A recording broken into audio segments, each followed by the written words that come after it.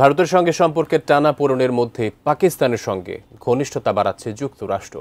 শুধু ঘনিষ্ঠতাই নয়, এক সময়ের মিত্র ভারতকে একের পর এক মন্তব্যে বিব্রত করে চলেছে মার্কিন প্রেসিডেন্ট ডোনাল্ড ট্রাম্প। এরই জেরে এবার ট্রাম্পের মুখোমুখি হতে না চেয়ে আসিয়ান সম্মেলনে সরাসরি অংশ নিচ্ছেন না ভারতের প্রধানমন্ত্রী নরেন্দ্র মোদী। বিস্তারিত আরিফ হাসানের প্রতিবেদনে। দ্রুত বদলে যাচ্ছে বিশ্ব রাজনীতি, আর সঙ্গে পাল্টে যাচ্ছে দেশগুলোর কূটনৈতিক সমীকরণও। এক সময়ের মিত্র পরিণত হচ্ছে প্রতিদ্বন্দ্বীতে, আবার শত্রু দেশ হয়ে উঠছে ঘনিষ্ঠ সহযোগী। ভারত যুক্তরাষ্ট্র পাকিস্তানের বর্তমান সম্পর্ক যেন সেই রূপান্তরেরই প্রতিচ্ছবি। এক সময়ের ঘনিষ্ঠ বন্ধু যুক্তরাষ্ট্রের সঙ্গে এখন তীব্র টানাপোড়েনে রয়েছে Bharat.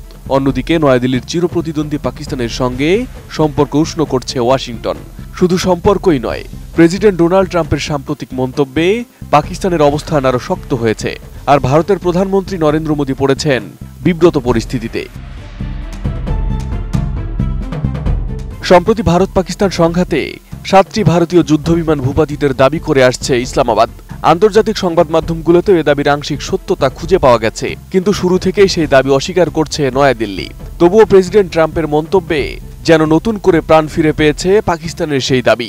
7 planes were shot down. 7 brand new beautiful planes were shot down, and they were going out of 2 big nuclear powers. And I said to আমি বুঝি নির্মাণের শিল্প, সালাম স্টিল বোঝে ডিউরেবিলিটি। সালাম স্টিল, মোস্ট ডিউরেবল স্টিল। বিভিন্ন দেশে দেওয়া বক্তব্যে ট্রাম্প পাকিস্তানের প্রশংসা করেছেন এবং ভারতীয় যুদ্ধবিমান ভূপাতিতের তথ্যও তুলে ধরেছেন, আর এতে বিব্রত অবস্থায় পড়েছেন প্রধানমন্ত্রী Modi. Prime Minister Modi, and I said to the Prime Minister, a very nice man, a very good man, and the Field Marshal over in Pakistan, I said, look, we're not going to do any trade if you're going to be fighting. No, one thing has nothing to do with the other. I said, it has a lot to do with the other. সম্প্রতি দক্ষিণ কোরিয়ায় দেওয়া এক বক্তব্যে Trump বলেন, আপনি যদি ভারত ও পাকিস্তানের দিকে তাকান, তারা তখন লড়াইয়ে লিপ্ত ছিল। 7টা বিমান গুলি করে নামানো হয়েছিল, যুদ্ধ প্রায় শুরু হয়ে যাচ্ছিল।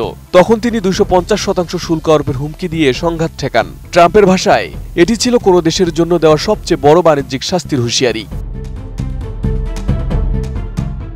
একই বক্তব্যে ট্রাম্প ভারতের সঙ্গে চমৎকার সম্পর্কের কথা বললেও পাকিস্তানের সেনাপ্রধান ফিল্ড মার্শাল অসীম মুনির ও প্রধানমন্ত্রীকে দুর্দান্ত অসাধারণ মানুষ হিসেবে উল্লেখ করেন। তার একদিন আগে জাপানেও একই ভাষায় ট্রাম্প বলেন, 2 বড় পারমাণবিক অস্ত্রধারী দেশ যুদ্ধের মুখে ছিল, আমি সেটি থামিয়েছি। তবে ভারত সরকার ট্রাম্পের এসব দাবি সরাসরি উড়িয়ে দিয়েছে। নয়াদিল্লির মতে পাকিস্তানের সঙ্গে সংঘাতে তাদের কোনো যুদ্ধবিমান হারায়নি, আর ট্রাম্পের মধ্যস্থতার কথাও ভিত্তিহীন।